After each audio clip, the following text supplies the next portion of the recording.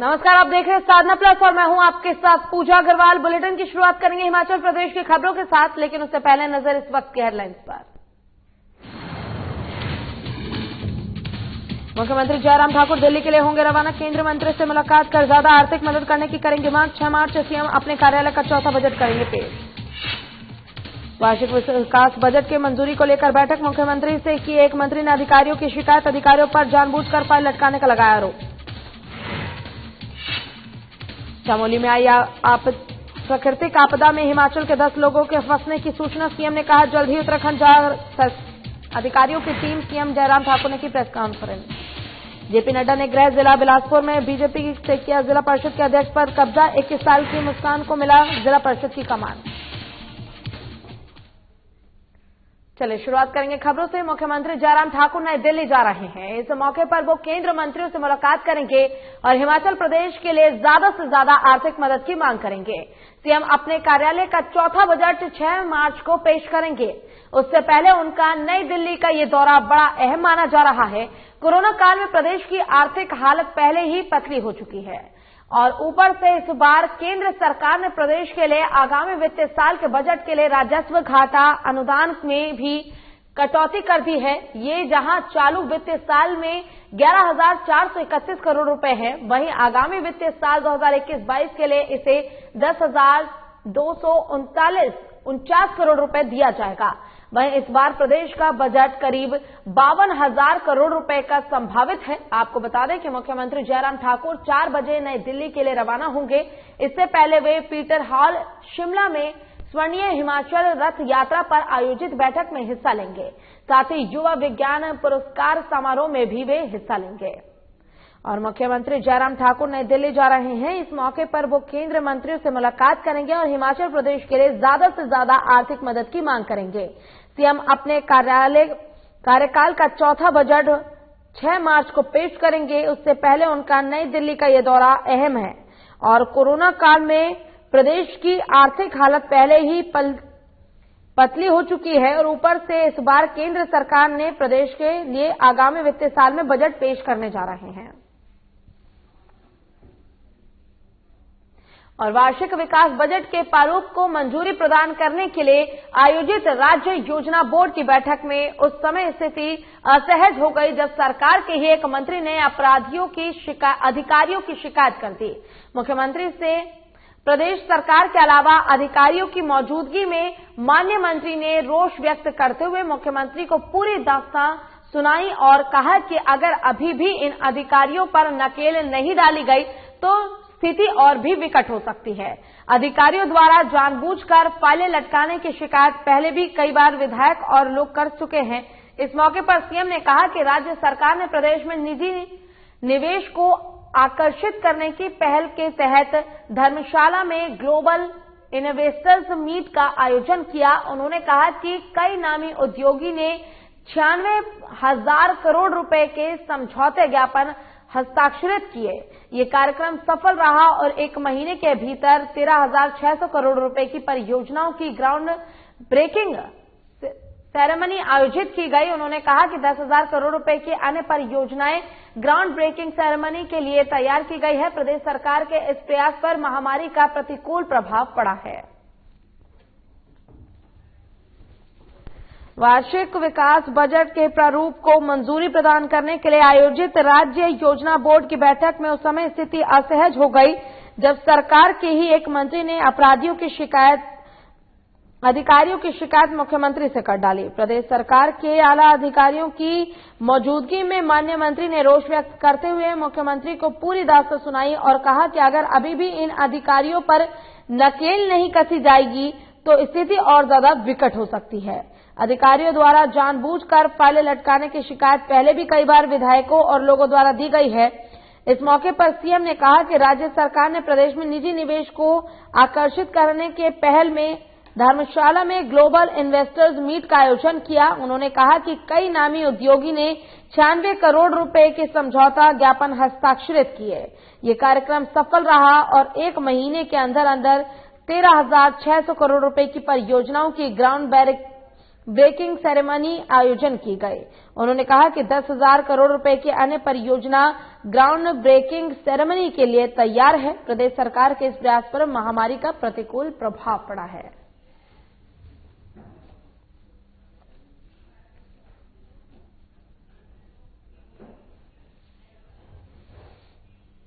और मुख्यमंत्री जयराम ठाकुर ने बैठक के दौरान उन्होंने कहा कि जल्द ही अधिकारियों की एक टीम उत्तराखंड जा सकती है। टीम भेजने पर गौर किया जा रहा है। उन्होंने कहा कि चमोली में आए प्राकृतिक आपदा के कारण डैम साइट पर हिमाचल प्रदेश के 10 लोग के फंसे होने की सूचना है। आपको बता दें कि मुख्यमंत्री जयराम ठाकुर राज्य सचिवालय में पत्रकारों को संबोधित कर रहे थे। वहीं योजना बोर्ड की बैठक के बाद सीएम ने मीडिया से बातचीत में कहा कि चमोली त्रासदी के बाद प्रदेश सरकार लगातार उत्तराखंड सरकार के साथ संवाद कर रही है और उन्होंने कहा कि सूबे के वहां फंसे लोगों के बारे में जानकारी ली जा रही है। वहां 10 लोगों के फंसे होने की सूचना थी। उन्होंने कहा कि प्रदेश के प्रभावित लोगों की यथासंभव मदद की जा रही है। समन्वय बनाने के लिए वहां अगर अपने अधिकारी भेजने पड़े तो उन्हें भी भेजा जाएगा। और मुख्यमंत्री जयराम ठाकुर ने बैठक की। इस दौरान उन्होंने जल्द ही अधिकारियों की एक टीम उत्तराखंड भेजने की बात कही। टीम भेजने पर गौर किया जा रहा है। उन्होंने कहा कि चमोली में आई प्राकृतिक आपदा के कारण डैम साइट पर हिमाचल प्रदेश के 10 लोगों के फंसे होने की सूचना है। आपको बता दें कि मुख्यमंत्री जयराम ठाकुर राज्य सचिवालय में पत्रकारों को संबोधित कर रहे थे कि वहीं योजना बोर्ड की बैठक के बाद सीएम ने मीडिया से बातचीत करते हुए चमोली त्रासदी के बाद प्रदेश सरकार लगातार उत्तराखंड सरकार के साथ संवाद कर रही है, ऐसा उन्होंने कहा। उन्होंने कहा कि सूबे के वहां फंसे लोगों के बारे में जानकारी ली जा रही है। वहां 10 लोगों के फंसे होने की सूचना थी।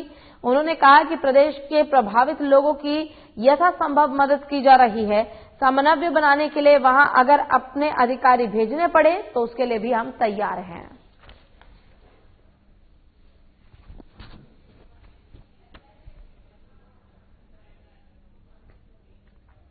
और पिछले 10 सालों से लटके केंद्रीय विश्वविद्यालय की राह अब आसान हो गई है। सीयू के भवन निर्माण कार्य के लिए केंद्रीय वित्त मंत्रालय ने करीब 510 करोड़ रुपए जारी कर दिए हैं। वहीं देहरा में बनने वाले सीयू के भवन के लिए भूमि अधिग्रहण प्रक्रिया भी पूरी हो चुकी है। अब औपचारिकताएं पूरी होने की भवन निर्माण कार्य शुरू कर दिया जाएगा। जानकारी के अनुसार सीयू के भवन निर्माण के लिए केंद्रीय वित्त मंत्रालय की ओर से लगभग 510 करोड़ रुपए के बजट का प्रावधान कर दिया गया है। देहरा में सीयू के भवन निर्माण के लिए जितनी भूमि की जरूरत है उतनी भूमि सीयू प्रशासन के नाम हो चुकी है। अन्य औपचारिकताएं पूरी होती ही 5-6 महीने के भीतर भवन का निर्माण कार्य शुरू हो जाएगा। केंद्रीय विश्वविद्यालय के कुलपति डॉक्टर कुलदीप चंद अग्निहोत्री ने इसकी पुष्टि की है। आपको बता दें कि जिला मुख्यालय धर्मशाला में बनने वाले सीयू के कैंपस के भवन निर्माण के लिए अभी भी पेंच फंसा हुआ है। यहां पर भूमि सीयू प्रशासन के नाम नहीं हो सकी है। यहां आ रही दिक्कतों को दूर करने के लिए इसी सप्ताह केंद्र की वन विभाग से संबंधित टीम धर्मशाला का दौरा करेगी। और पिछले 10 सालों से लटके केंद्रीय विश्वविद्यालय की राह अब आसान हो गई है। सीयू के भवन निर्माण कार्य के लिए केंद्रीय वित्त मंत्रालय ने करीब 510 करोड़ रुपए जारी कर दिए हैं। वहीं देहरा में बनने वाले सीयू के भवन के लिए भूमि अधिग्रहण प्रक्रिया शुरू कर दी गई है। अब सभी नियमों के पूरे होने के बाद भवन निर्माण कार्य शुरू किया जाएगा। जानकारी के अनुसार सीयू के भवन निर्माण के लिए केंद्रीय वित्त मंत्रालय की ओर से लगभग 510 करोड़ रुपए के बजट का प्रावधान दिया गया है। देहरा में सीयू के भवन निर्माण के लिए जितनी भूमि भी जरूरत है उतनी भूमि सीयू प्रशासन के नाम पर हो चुकी है। अन्य औपचारिकताएं पूरी होते ही 5-6 महीने के भीतर भवन का निर्माण कार्य शुरू किया जाएगा।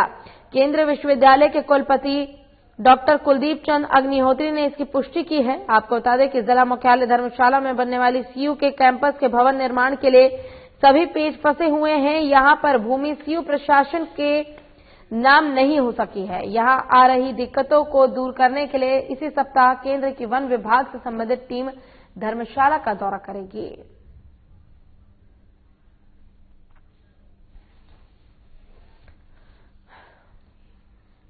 और बीजेपी के राष्ट्रीय अध्यक्ष जेपी नड्डा के गृह जिला बिलासपुर में बीजेपी ने जिला परिषद के अध्यक्ष पद पर कब्जा जमा लिया है। यहां बीजेपी की 21 साल की मुस्कान को जिला परिषद की कमान मिली है। बीजेपी के ही प्रेम सिंह ठाकुर उपाध्यक्ष बने हैं। अहम बात यह है कि मुस्कान महज 21 साल की उम्र में बरमाणा वार्ड से चुनाव जीती थी। अब उन्हें अध्यक्षता चुने जाने के बाद से इलाके में खुशी है। मुस्कान की पढ़ाई जिला परिषद का चेयरमैन बनकर इतिहास रच दिया गया है, क्योंकि इतनी कम उम्र में कोई जिला परिषद का अध्यक्ष नहीं चुना गया। मुस्कान का जन्म 30 जून 1999 को हुआ था। उन्हें 14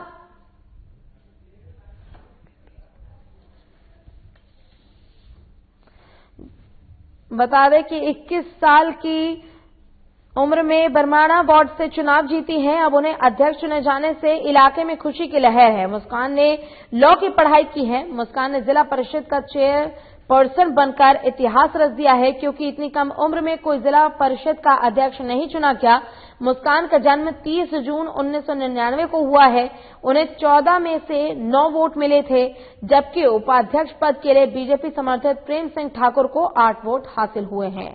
और बीजेपी के राष्ट्रीय अध्यक्ष जेपी नड्डा के गृह जिला बिलासपुर में बीजेपी ने जिला परिषद के अध्यक्ष पर कब्जा जमा लिया है। यहां बीजेपी की 21 साल की मुस्कान को जिला परिषद की कमान मिली है। बीजेपी के ही प्रेम सिंह ठाकुर उपाध्यक्ष बनाए गए हैं। अहम बात यह है कि मुस्कान महज 21 साल की उम्र में बरमाणा वार्ड से चुनाव जीती है और अब उनके अध्यक्ष चुने जाने के बाद इलाके में काफी ज्यादा खुशी का माहौल है। मुस्कान ने जिला परिषद का चेयरपर्सन बनकर इतिहास रच दिया है, क्योंकि इतनी कम उम्र में कोई जिला परिषद का अध्यक्ष नहीं चुना गया।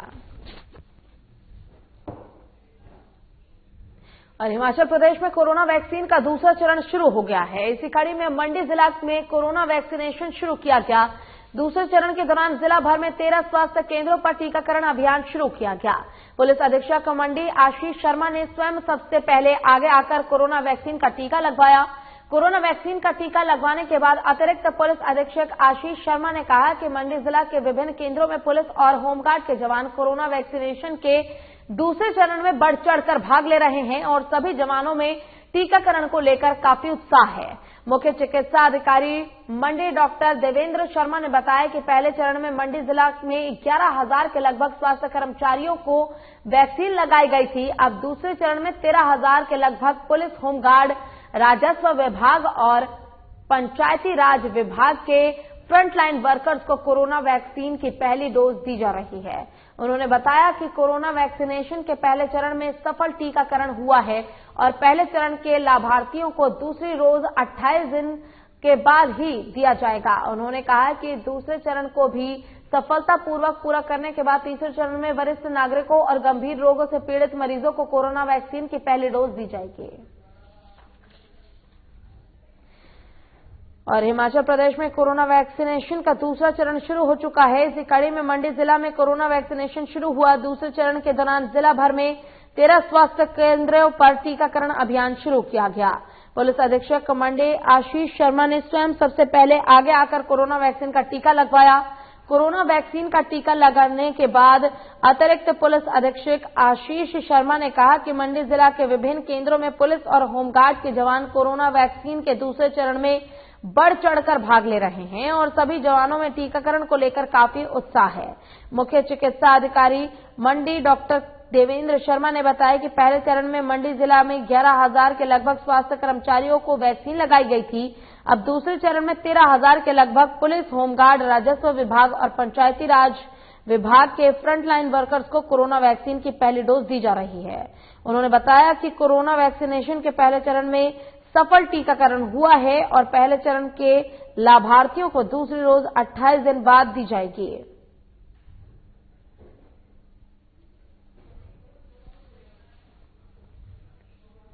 और हिमाचल प्रदेश के शिमला जिले में आग लगने का मामला सामने आया है। यह मामला उपमंडल की ग्राम पंचायत मशडो की है, जहां 4 मकान जलकर राख हो गए। वहीं आग से लाखों की संपत्ति का नुकसान भी हुआ है। प्रशासन की ओर से प्रभावितों को राहत दे दी गई है। हालांकि आग लगने के कारणों का अभी तक कुछ पता नहीं चल सका है। आपको बता दें कि लोगों के प्रयासों से मौके पर पहुंचकर अन्य मकानों को जलने से बचाया गया। आग की सूचना मिलते ही एसडीएम नरेंद्र चौहान और तहसीलदार उमेश शर्मा की मौके पर पहुंचे। प्रशासन की ओर से प्रभावित परिवारों को गैस सिलेंडर, कंबल, 60,000 नकदी बतौर फौरी दी गई है और आपको बता दें कि उस दौरान उन्होंने कहा कि आग के कारणों का अभी पता नहीं चल पाया है। अभी तक आग लगने के कारणों का पता नहीं चल सका है और मामले में पुलिस जांच कर रही है। हिमाचल प्रदेश के शिमला जिले में आग लगने का मामला सामने आया है। ये मामला उपमंडल की ग्राम पंचायत मशडो की है, जहां 4 मकान जलकर राख हो गए। वहीं आग से लाखों की संपत्ति का नुकसान हुआ है। प्रशासन की ओर से प्रभावितों को राहत दे दी गई है। हालांकि आग लगने के कारणों का अभी पता नहीं चल सका है। आपको बता दें कि लोगों के प्रयासों से मौके पर पहुंचकर अन्य मकानों को जलने से बचाया गया। आग की सूचना मिलते ही एसडीएम नरेंद्र चौहान और तहसीलदार उमेश शर्मा भी मौके पर पहुंचे। प्रशासन की ओर से प्रभावित परिवारों को गैस सिलेंडर, कंबल, 60,000 रुपए नकदी बतौर फौरी राहत दे दी गई है। और डीएसपी चौपाल राजकुमार ने आग से 4 मकान जलने की पुष्टि की है। उन्होंने कहा कि आग के कारण की जांच की जा रही है। अब तक आग लगने के कारणों का पता नहीं चल सका है।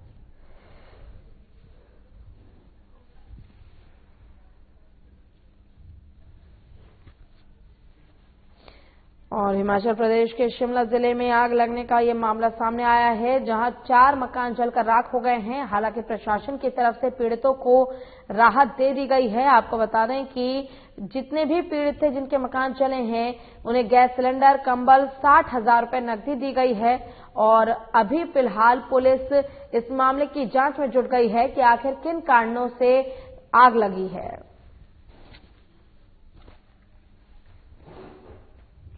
और हिमाचल में बर्फबारी के बाद अब मौसम में बदलाव आ गया है। सूबे में अब अधिकतम और न्यूनतम पारे में बढ़ोतरी देखी जा रही है। हैरानी की बात यह है कि राजधानी शिमला में 2 फीट बर्फबारी होने के 4 दिन बाद एकाएक न्यूनतम और अधिकतम तापमान बढ़ा है। हालांकि मंगलवार रात को पारा लुढ़का है और ये 5 डिग्री के करीब दर्ज हुआ। ऐसे में तापमान में एकाएक बदलाव हो रहा है। आपको बता दें कि शिमला में पूरे प्रदेश समेत चंडीगढ़, दिल्ली, अहमदाबाद, देहरादून, अंबाला और करनाल समेत देश के कई शहरों से अधिक न्यूनतम पारा दर्ज किया गया है। राजधानी का न्यूनतम तापमान 11.5 डिग्री सेल्सियस रिकॉर्ड हुआ है। तापमान में बदलाव से हर कोई हैरान है। और हिमाचल प्रदेश में बर्फबारी के बाद अब मौसम में बदलाव आ गया है। सूबे में अब अधिकतम और न्यूनतम तापमान में बढ़ोतरी दिखाई दे रही है। हैरानी की बात यह है कि राजधानी शिमला में 2 फीट बर्फबारी होने के बाद दिन का एकाएक न्यूनतम तापमान बदल गया। हालांकि मंगलवार रात को पारा लुढ़का है और ये 5 डिग्री के करीब दर्ज हुआ। ऐसे में तापमान में एकाएक बदलाव हो रहा है। और राज्य के 129 डिग्री कॉलेजों में दूसरे दिन 37% छात्रों की हाजिरी लगी। हालांकि दूसरे दिन 7% छात्रों की बढ़ोतरी दर्ज की गई। विभाग के पास आई रिपोर्ट के अनुसार राज्य के ग्रामीण क्षेत्रों में स्थित कॉलेजों में छात्रों की एनरोलमेंट 100% देखी गई। वहीं शहरों के कॉलेजों में छात्रों की एनरोलमेंट दूसरे दिन इस वजह से भी बंद रही क्योंकि देहरादून से आने वाले छात्रों को हॉस्टल सुविधा नहीं मिल पा रही है। यही कारण है कि शहर के बड़े कॉलेजों में अभी भी केवल 20% छात्र ही आ रहे हैं। उच्च शिक्षा निदेशक अमरजीत शर्मा ने कहा कि 1 हफ्ते तक छात्रों की एनरोलमेंट को देखा जाएगा। शिक्षा निदेशक ने जानकारी दी कि कॉलेज प्रिंसिपल को कहा गया है कि वे आर्ट्स विषय पढ़ रहे छात्रों को वैकल्पिक दिन पर बुलाए। इसके साथ ही मेडिकल, नॉन मेडिकल के छात्रों की रोज कक्षाएं लगाई जाए। विभाग की ओर से लैब में प्रैक्टिकल कक्षाएं भी रेगुलर लगाने के निर्देश दिए गए हैं। वहीं शिक्षा विभाग की ओर से सभी कॉलेज प्रबंधकों को आदेश दिए गए हैं कि वो रोजाना छात्रों की हाजिरी का ब्यौरा भेजे। कॉलेज में कितने छात्र उपस्थित हो रहे हैं, प्रबंधन को ऑनलाइन फॉर्मेट पर समय पर रिपोर्ट भेजनी होगी। आपको बता दें कि कॉलेज गेट पर छात्रों की एंट्री से पहले थर्मल स्कैनिंग किया जा रहा है और इसी के साथ कक्षाओं में जाने से पहले छात्रों को सैनिटाइजर भी दिया जा रहा है।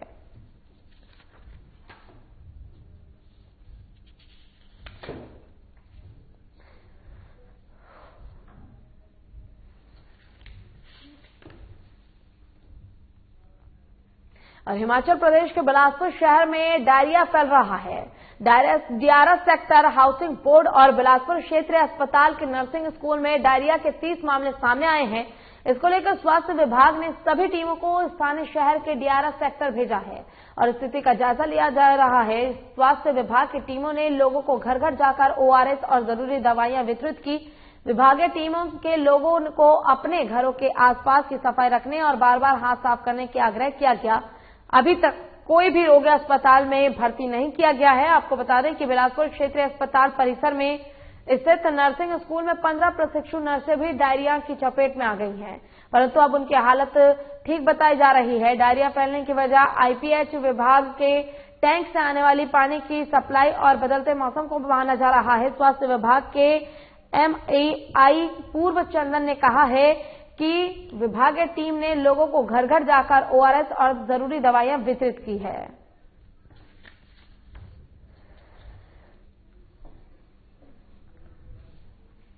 हिमाचल प्रदेश के बिलासपुर शहर में डायरिया फैल रहा है। दियारा सेक्टर हाउसिंग बोर्ड और बिलासपुर क्षेत्र अस्पताल के नर्सिंग स्कूल में डायरिया के 30 मामले सामने आए हैं। इसको लेकर स्वास्थ्य विभाग ने सभी टीमों को स्थानीय शहर के दियारा सेक्टर भेजा है और स्थिति का जायजा लेने के लिए भेजा गया। स्वास्थ्य विभाग की टीमों ने लोगों को घर घर जाकर ओआरएस और जरूरी दवाइयां वितरित की। विभागीय टीम के लोगों को अपने घरों के पास की सफाई रखने की और बार बार हाथ धोने की अपील की जा रही है। अभी तक कोई भी रोगी अस्पताल में भर्ती नहीं हुआ है। आपको बता दें कि बिलासपुर क्षेत्रीय अस्पताल परिसर में स्थित नर्सिंग स्कूल में 15 प्रशिक्षु नर्सें भी डायरिया की चपेट में आई हैं, परंतु अब उनकी हालत सही बताई जा रही है। और इसी के साथ फिलहाल के लिए इस बुलेटिन में बस इतना ही। खबरों का सिलसिला लगातार आगे भी जारी है। आप देखते रहिए साधना प्लस। नमस्कार।